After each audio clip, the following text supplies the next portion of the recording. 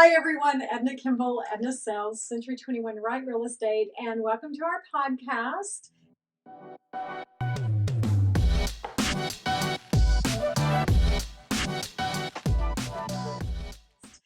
Thank you so much for joining us. Today we have the delightful Brittany Boyd, who is my administrative assistant. Now that we've got her on the hot seat, is that the right term for what you do? How would you... What I do? Yes, there are many titles that I hold. Administrative assistant, definitely one. I've done the sales assistant, operations manager, transaction coordinator, and COO. Yeah, Okay. all of it. Yes, and COO, Chief Of operations. Chief of Operations. There we go. She's just the chief. Yes, Yeah. Absolutely. So, Brittany, the reason we have you on today is obviously the podcast is How to Real Estate. And one of the things that I get asked a lot is at what point did I level up? And I'll tell you what I consider leveling up is when I brought on Brittany, because it was such a game changer just to give me just accountability, structure, having someone that I absolutely can trust in all of the situations. And it just made a huge difference. And it's actually when my numbers leveled up also. So how long have you been with me, Brittany? A little over 5 years. Yeah. Oh my gosh. Yeah. Started from, I don't know, we started from nothing. We just kind of learned how to level up together. Yeah. I don't think I realized it was more than 5 years. That's amazing. 5 years in March. It's my right arm. I don't know what I would do. Okay. And then the second question I get asked is at what point should you bring on an assistant? And honestly, I waited too late. By the time I hired Brittany, I actually remember thinking, I don't even have time to train her. And how did I do with the training? Tell me how that first couple of weeks went with you. Yeah, I don't know. I just had to figure out, it was more shadowing and learning what you did, and then just figuring out which pieces of it had to be Edna Kimble and which pieces I could take off of your plate. Yeah. I literally remember the first week, I was so overwhelmed that I just had you putting gas in the car and printing off MLS sheets and grabbing keys for me, like, just the most mundane and basic things.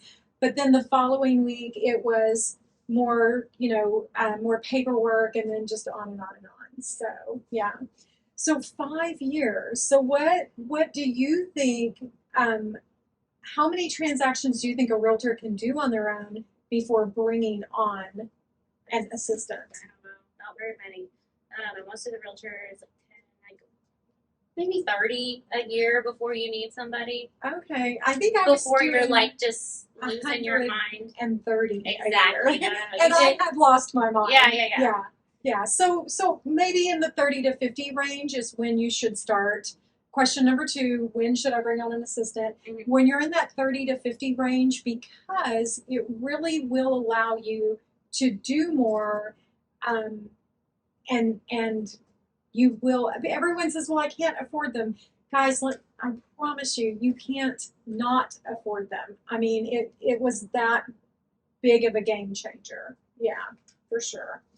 Okay, so what are some of the things that people ask you as far as the position goes? Just all sorts of things. Nobody really understands.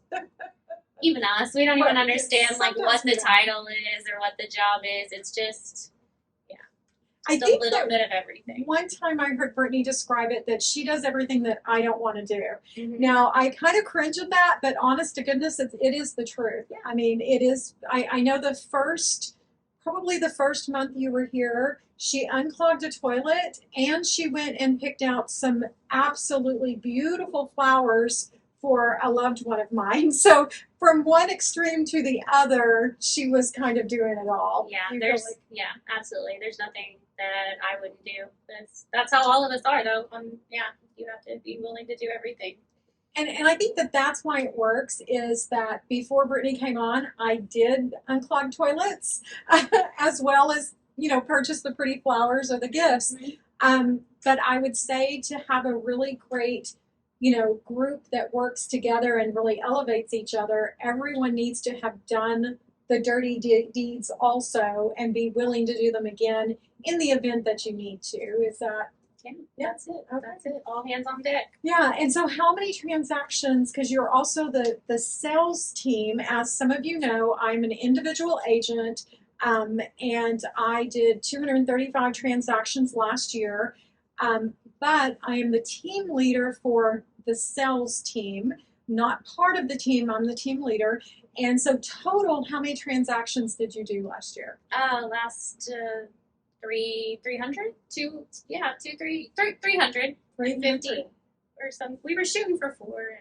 And, yeah. So obviously I didn't prep Brittany before this interview, but the reason that's important is I want to point out she actually touches more transactions than I do. So it's absolutely possible to bring on someone who's a transaction coordinator and an admin. I do want to stress that the her being my assistant is first and foremost, and some days I don't need anything, and some days I can't seem to figure out how to turn on my computer.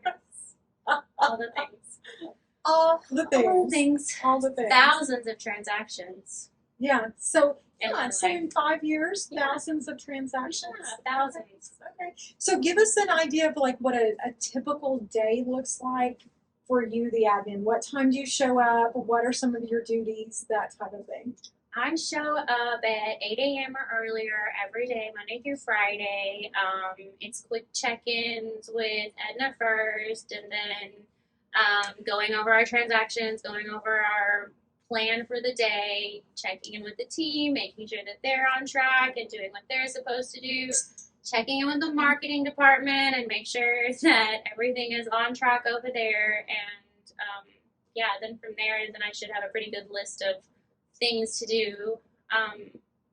Then it's just hitting the emails for the middle of the day and then try and touch base with everybody at least once again in the afternoon.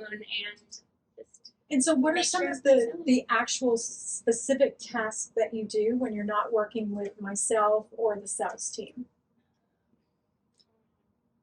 Like, what are some of the emails? Because I want them to understand what an admin can do. The emails, yes, I'm sending so many emails. It's I email for every single of the 1,000 transactions. I probably send out 50 emails on each of them. So that's emailing the lenders and anybody involved with the financing and the title companies and anybody involved in that side. Talking to sellers and buyers, inspectors and appraisers, and just. Okay. And are you a licensed realtor? No. Okay. She answered that pretty quickly. No way. Yes. So one of the things that we also get asked is she a licensed realtor, and what can she do? Obviously, she can't write contracts. She can't negotiate any repairs or negotiate on the contracts. But what she does is it's kind of quality control. She goes through all of our paperwork, and we're not allowed to have missed any blanks, missed any signatures, missed any initials, missed any documents. So our tagline is Edna Sells. The sales team, obviously, they have their taglines of Addison Sells, Joy Sells, Brandy Sells.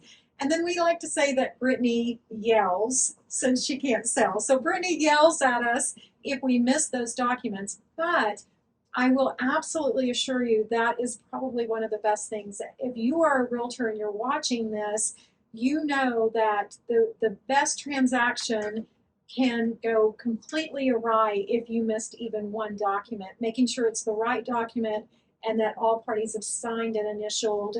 It's very easy in the back and forth, especially over the last year and a half, to miss an initial or to miss a page. So really, quality control is what I would say Brittany's number one thing is in the transaction process. Give me an idea of what the transaction coordinator, just like how do you structure that package, and what could they expect if we were doing a transaction with them? I don't know. So like the setup email. Yeah, okay. So from the very beginning, they're all exactly the same. So it's just force of habit, so I'm not missing anything. They get all of the property information, contracts, disclosures, any supplements, like what's included, what inspections will need to be ordered, just some basic property information, all the finance information, the lender information, who's controlling the title side. And then I kind of get them all set up in one big email with all of the information from the very beginning, so that just everybody knows who they're supposed to be talking to. And then there's already like a thread that everyone can communicate with and just keep everything a little bit more organized. And then everyone in there knows that they can reach out to me for anything to do with the transaction, and I'll fix it. And guys, I have to tell you, since we've been utilizing this particular setup package, which has been for 5 years, I can't tell you how many title companies thank us and lenders thank us for giving them all the information up front, so that they're not literally pulling teeth, each week getting an additional piece of the puzzle. I also think it's one of our hidden gems or hidden secrets on why we close so many transactions, is that if you don't put the package together in the right way for the lender and for the title company, during the last week when they need something and you send it, and then they find out you've got a title issue or a survey issue or something. I know in the past, previously, those were things that I was very poor at doing. I could get anyone into contract, but dragging them across the finish line was a little bit difficult. And I would say anyone doing more than 30 to 50 transactions, they're gonna miss something, and that's why having a transaction coordinator is so super important. Yeah. So what would be your advice if somebody wanted to hire an assistant? Again, what is your background training? You were always an assistant and always trained that way? No, I started out in like fast food and then some retail and all of that. So I've just always been organized and just driven and bossy. Those are the things that, like, if you're looking for someone like that to organize you and tell you what to do and smooth things out, I don't know, you have to have the right personality to hire me too. Most assistants are a little more tame, so. Yeah, but I think it works. I think you don't want someone who's so laid back that you're not going to get any pushback, because Brittany definitely can give me some pushback when I am not doing the thing. I mean, I hired her to do quality control, so when I give her a big hot mess, she will push back because it could be bad for everyone if I start getting sloppy. So I think that's really important. So, okay. So I hope that helps all of you who are thinking about hiring an admin.